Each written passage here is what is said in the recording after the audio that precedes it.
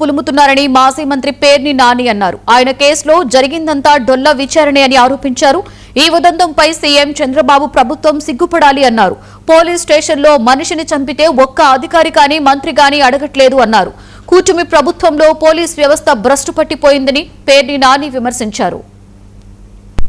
ఆఖరికి ఇవాళ ఎంత డొల్ల విచారణ అంటే ఇవాళ జరిగినటువంటి నారా చంద్రబాబు నాయుడు గారి ప్రభుత్వం చే నియమించబడినటువంటి ఒక ఐజీ గారి నేతృత్వంలో 2 ఎస్పీలు, ఒక అడిషనల్ ఎస్పీ గారు, ఈ 4 నేతృత్వంలో నడిచినటువంటి ఈ సిట్టు ఎంత డొల్ల, ఎంత దారుణమైనటువంటి ఇన్వెస్టిగేషన్ అంటే ఆఖరికి ఒక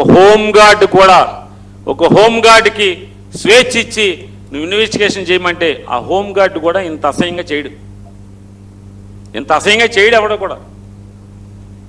మే 6వ తారీఖున ఆ రిమాండ్ రిపోర్ట్లో రాస్తారు.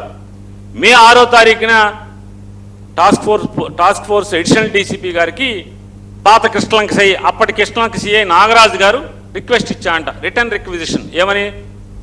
అమ్మా మాకు పలానావాడు నాన్ బెయిలబుల్ వారెంట్లో ఒకటి కనపడతలేదు, ఎతికి తెచ్చిపెట్టండి అని చెప్పి అడిగాడంట. టాస్క్ ఫోర్స్ నాయకుడు ఎవరు?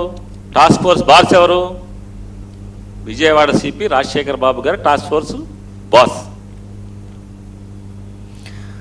చిన్నారి జాహ్నవి మిస్సింగ్ ఘటనపై ఏపీ